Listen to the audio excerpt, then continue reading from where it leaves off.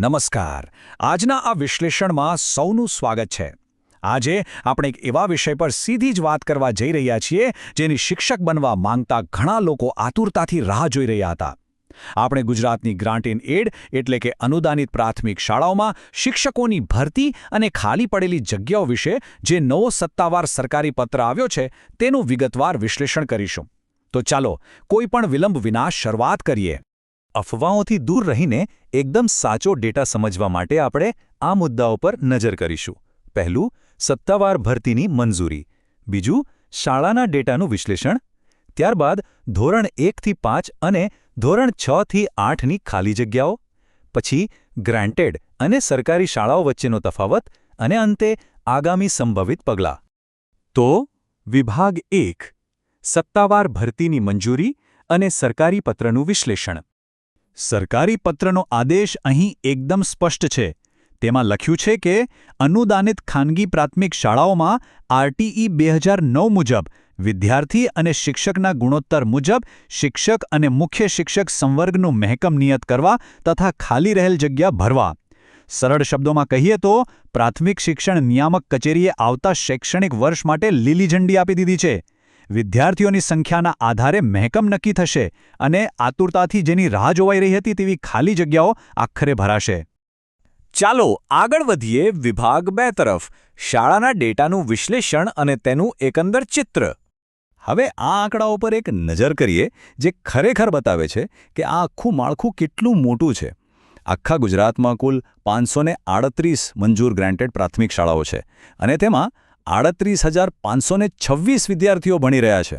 આટલા બધા વિદ્યાર્થીઓ માટે લગભગ 1,186 જેટલા મંજૂર વર્ગો ચલાવવામાં આવે છે.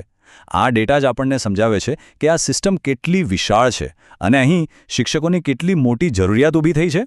હવે વાત કરીએ વિભાગ 3ની. ખાલી જગ્યાઓ, ખાસ કરીને ધોરણ 1 થી 5 માટેનું નિમ્ન પ્રાથમિક મહેકમ. તો ખરેખર કેટલી નોકરીઓ ઉપલબ્ધ છે? નિમ્ન પ્રાથમિક વિભાગમાં મંજૂર થયેલી કુલ 1101 જગ્યાઓ છે. તેમાંથી હાલમાં 828 શિક્ષકો ફરજ બજાવી રહ્યા છે. એટલે કે સીધો હિસાબ કરીએ તો બરાબર 273 જગ્યાઓ અત્યારે ખાલી છે અને ભરવા માટે બિલકુલ તૈયાર છે.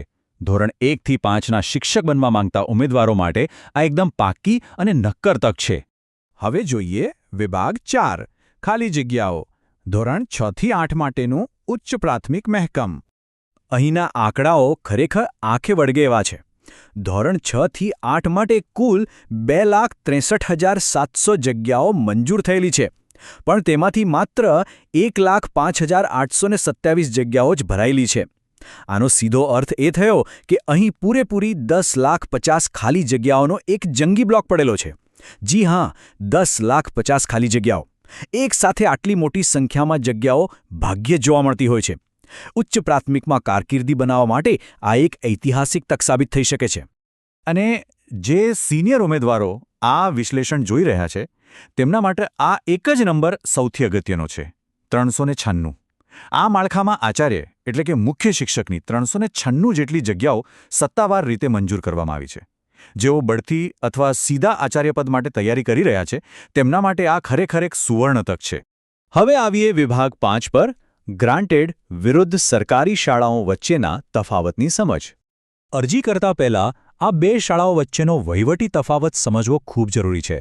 સરકારી શાળાઓ સંપૂર્ણપણે ડીપીઓ એટલે કે જિલ્લા પ્રાથમિક શિક્ષણાધિકારી હેઠળ આવે છે, જ્યાં બધું જ સંચાલન સરકાર કરે છે. જ્યારે બીજી તરફ ગ્રાન્ટ ઇન એડ શાળાઓ સ્થાનિક ટ્રસ્ટ કે મંડળ ચલાવે છે, પરંતુ તે ડીઈઓ કચેરી હેઠળ આવે છે. મતલબ કે શિક્ષકોને પગાર અને લાભો તો પૂરેપૂરા સરકાર જ ચૂકવશે, પરંતુ રોજિંદુ કામકાજ સ્થાનિક સંગઠનોની દેખરેખ હેઠળ કરવાનું રહેશે. અને અંતે વિભાગ 6, આગામી સંભવિત પગલાં, નવા નિયમો અને ભરતી. હવે સૌથી મોટી અને અગત્યની વાત. ઉમેદવારોએ ખાસ નોંધ લેવી જોઈએ કે જૂના 2023ના ભરતી નિયમો હવે આ રાઉન્ડમાં લાગુ નહીં પડે. આખી પ્રક્રિયા તદ્દન નવા નિયમો પ્રમાણે થશે.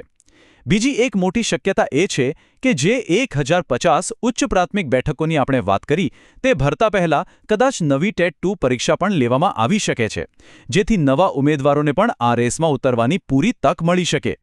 તો આ બધા પછી એક બહુ મોટો પ્રશ્ન ઊભો થાય છે.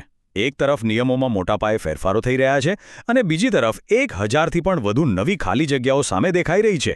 તો શું શિક્ષણ ક્ષેત્રના ઉમેદવારો આ આગામી ભરતી પ્રક્રિયા માટે ખરેખર પૂરી રીતે તૈયાર છે? તક ખૂબ જ વિશાળ છે, પણ સિસ્ટમ અને નિયમો એટલી ઝડપથી બદલાઈ રહ્યા છે. એટલે તૈયારીની વ્યૂહરચના વિશે અત્યારથી જ ગંભીરતાથી વિચારવાનો સમય આવી ગયો છે. આજના આ વિશ્લેષણમાં જોડાવા બદલ ખૂબ ખૂબ આભાર.